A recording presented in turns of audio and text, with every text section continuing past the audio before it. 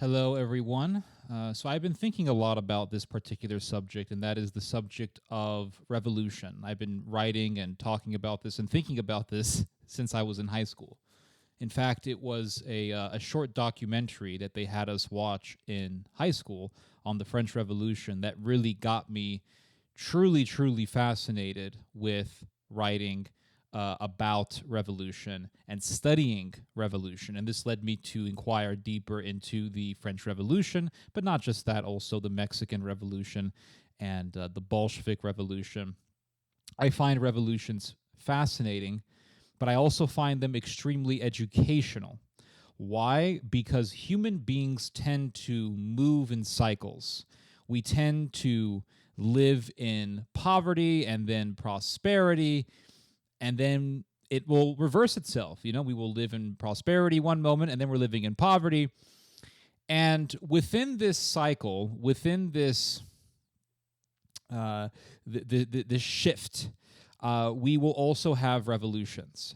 And you will always have people who are going to foment hatred towards the wealthy, the rich, and the government. And these people will always say things that are true. They will say, well, these rich people are evil because A, B, C, and D. They did such and such. And then they'll say things like, well, why should this CEO make this ridiculous amount of money? That's just horrendous. But then you actually read about why CEOs make the amount of money that they do, and you find out, well, they are actually very necessary for a company. They can make a huge difference in a company's success. They can take a company that is failing and bring that company into success. A CEO can make all the difference in the condition of a company. And so that's why people pay top dollar for a CEO. But a lot of people don't understand this, and they will fall into rhetoric, they will fall into propaganda, and they start falling into the same thing that so many people have fallen into throughout the centuries. People in the French Revolution really got into classism, the hatred towards the bourgeoisie, the hatred towards the business owners.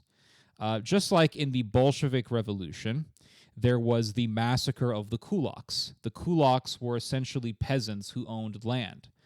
These people weren't exactly the wealthiest people of the land, but nonetheless, they were well off considering their position as peasants. They were well off in comparison to, the general population of the peasantry, and they were hated. And the kulaks were butchered by the hundreds of thousands. I believe it was Vladimir Lenin who said that when you are inquisiting whether or not a certain person is worthy of death, do not do any sort of serious investigation. The only thing you need to do is find out his position in the class system. And once you find out that they are a part of one of the upper classes, then they are worthy of death. You kill them. But one thing that we find out in these revolutions is that there's always going to be an elite. And there's always going to be poor people. There's always going to be rich people, and there's always going to be poor people. In the French Revolution, a lot of people hated the bourgeoisie. And when the revolution first began, there were a lot of moderates in the ranks of the rebellion. For example, Lafayette, the French soldier who fought in the American Revolution. He would come back to France as a hero, and he had a lot of influence in the revolution, but nonetheless, Lafayette was considered to be a moderate. And the moderates were people who said, okay, let's not kill people because they're Catholic, but at the same time, let's try to supplant the Catholic Church with a state-accepted Catholic Church, a state-filtered Catholic Church. And all the priests should acquiesce to the system, and if they don't, then they will just be underground priests, and the ones that do will be state-accepted, state-official priests. And this, of course, was the beginning of the tyranny. It was the beginning of the attempt to destroy religious liberty in France. but that was the moderate approach. That was considered the moderate approach. The fanatics, the people like Saint Just, or the people like Bertrand Barrère, people like Robespierre, these were the types of people who wanted to, well, Robespierre tried to give a face of moderation, but nonetheless, he was an ally to Saint Just, Louis Saint Just, who was a monster. But these people hated religion, and they would end up trying to destroy the Catholic Church in France. They shut down a lot of the churches, and they shut down a lot of the church-owned property. What happened to a lot of these properties that were ran or that were owned by the church? These properties were bought out by speculators, financial speculators who would buy the land and then sell it for a huge profit. And so you had the rise of speculators during the French Revolution. What happened? What happened was, in the midst of a revolution, people got rich. In the midst of a revolution, people found ways to exploit the situation and make tons of money. How is this helping the poor? It only really benefited a very, very wealthy class. Most of the people who died, most of the people who were killed by the French Revolution were peasants, poor people, poor folks, the vendee, Catholics who did not like the revolution. These were the poorest of the poor in France, and yet they were butchered by the hundreds of thousands. And so there was a civil war in France. Part of the revolution was a civil war. There was a civil war between people who wanted to go back to monarchism and also people who wanted a revolution. And then also the rebels started killing each other. The fanatics began to butcher the moderates, and then eventually you had a more moderate faction of the revolution who would suspend the power of the Jacobins, because the Jacobins were absolute lunatics. And they wanted to have complete control over property, complete control over property rights. And the Jacobins were eventually toppled. They were supplanted by a supposedly more moderate faction. And this faction then said, okay, Catholic priests have the right to, to do mass. We're not going to limit their religious liberty. As long as people are dedicated to the republic, that's all that matters. And they basically took that approach.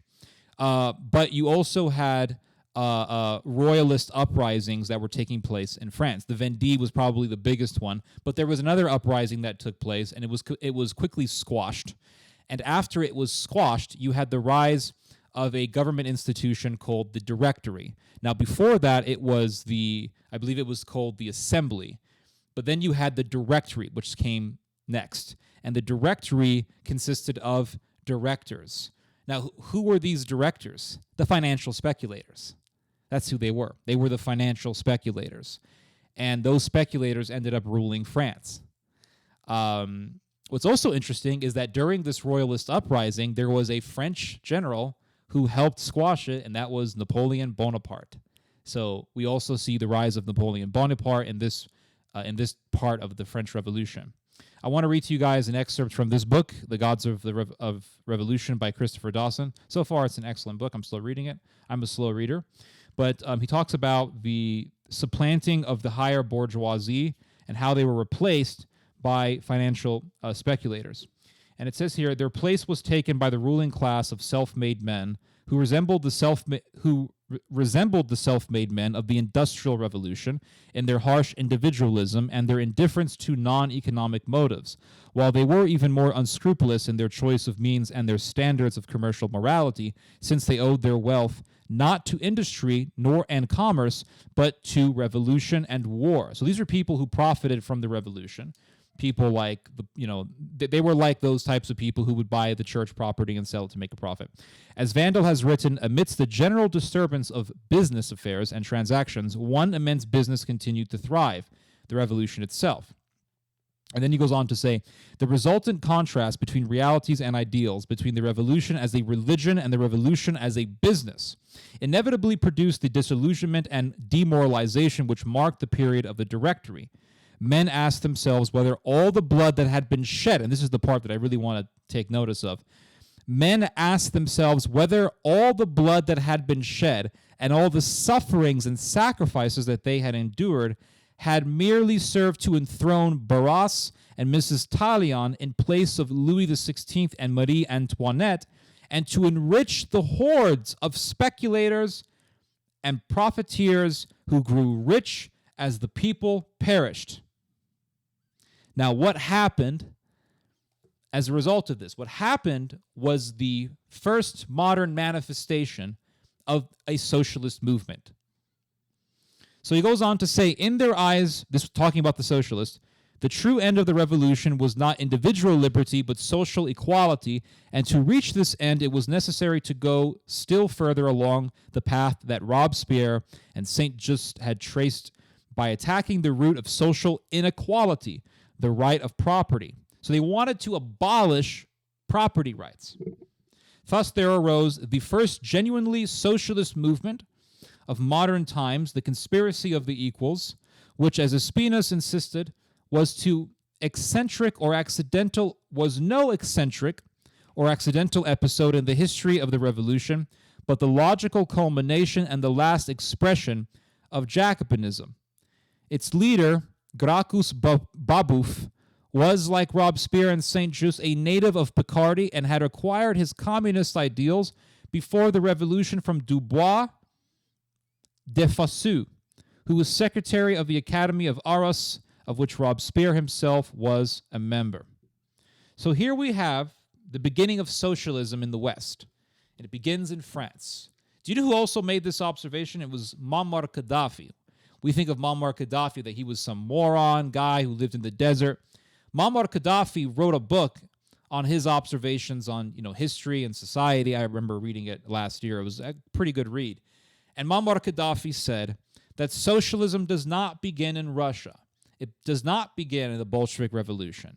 It begins in the French Revolution. It begins in France. It doesn't begin with Karl Marx in Germany. It doesn't begin with the Bolsheviks in Russia or Vladimir Lenin. It begins with the French Revolution. And it actually makes sense what Dawson says here, that socialism would be the logical end of the revolution, because you can even go back to the Enlightenment, and Jean-Jacques Rousseau, one of the thinkers who would influence the French Revolution, he said he promoted basically a big giant government that would just control what people did. Big ass government. He talked about a civic religion. Talked about how people who don't follow the civic religion should be executed. And Jean-Jacques Rousseau talked about inequality and how we have to bring back equality into the world. And I believe he also attacked property rights as well. So it goes back to the Enlightenment. This is why the Marxists, people like Karl Marx and Engels, they actually looked up to the French Revolution. The Bolsheviks looked up to the French Revolution. It all goes back to the French Revolution. But what do we find in this story? You have this revolution. It's all about equality and for the poor and the working man. To hell with the bourgeoisie. Okay, fine. You kill the bourgeoisie. You killed the peasants who wanted to defend Catholicism. You murdered the king. You murdered the queen. You murdered the priests. Now what? Well, now we have infighting between the rebels, between the Jacobins and the more moderate faction, supposedly the more moderate faction. Then you have the rise of the Directory. The Directory consists of what? A bunch of wealthy people. The speculators, the financial sector is now controlling the government. And then what do you have as a result of this? Popularity towards socialism. Mankind goes into cycles. But in order to break this cycle, we have to come to the realization that the rich and the poor are always going to be amongst us. There's always going to be poor people. There's always going to be rich people. And we talked about the French Revolution as part of the origins of socialism. But this spirit of rebellion was in the soul of Judas Iscariot when the prostitute took a bottle of perfume, an expensive bottle of perfume, and she poured the perfume on Christ's feet. And she wept because she wanted redemption. And Judas Iscariot, well, before that, Jesus forgave her. And Judas Iscariot said, why wasn't that expensive bottle sold and the money given to the poor? Why wasn't it given to the poor? And what does Jesus say? The poor will always be amongst us. The poor will always be amongst you. Why did Jesus say that? Because he wanted to squash this fomenting of hatred, or this fomenting or this stoking of classism. This obsession with, well, we have to destroy poverty. The war on poverty. And the fact is you're never going to get rid of poverty. You're never going to get rid of the fact that poor people exist. You're never going to get rid of that. You can better the life of the poor, but you're never going to get rid of the fact that they are poor people. And St. John makes it very clear. He says that Judas said this not because he cared for the poor, but because he was a thief. And that right there, and that little line, that right there defines all of these rebellions and these revolutions and these rebels. They're thieves. It's all about thievery. Just like the French Revolution claimed to be about helping the little guy, they ended up just taking the church property, and the wealthy bought that property and sold it and made a bunch of money off of it. Ended up being that the poor were the ones who suffered the most. Same thing with the Bolshevik Revolution. People dying of starvation as a result of a communist regime. The Khmer Rouge in Cambodia. Oh, we hate the rich. We hate the light-skinned Asians because they're part of the bourgeoisie. Let's kill them all. Millions of people butchered by the Khmer Rouge. And tons of people forced into slavery to work in the rice fields because we all gonna work. We all have to work in the collective for the agriculture because mankind was meant to work collectively towards complete equality and helping each other and purging the world of all greed and profit and property. Same thing happened in the Chinese Revolution. Everyone got a house. Everyone was given property because the idea of private property was abolished. What was the result? Well, hey, since we gave you this free house, you need to be our slave. So instead of being an employee for a business owner or for a company, now you're a slave for a crazy ideologue who doesn't mind shooting you or bayoneting you. This is the result of this rebellion.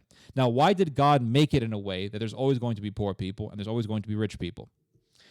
This is my explanation. This is my thought on this. I believe it was St. John Chrysostom who said that the wealthy man finds salvation by helping the poor. So when you have poor people, the wealthy people are obligated to help them, not because they're forced to do it, but because they want to do it. The rich people, when they help poor people, in a way they're finding salvation. And they're bearing fruits worthy of salvation, to quote St. John the Baptist. So I believe that is the reason why he allows it that way, so that the poor people can be there. I'm trying to explain this. This is kind of difficult. But poor people are there to incite, or not incite, to provoke compassion in other people. And I think it was St. John Chrysostom who said that if you do not see Christ in the beggar, then you will not see Christ in the Eucharist. So it's in a way to see Christ in humanity, because Christ lived a life of poverty. And so by seeing Christ in the poor, we then can have compassion, help those people, and then bear fruits worthy of salvation. Something like that. Anyway, that's my explanation. Those are my thoughts on that. You guys just heard some theology. God bless.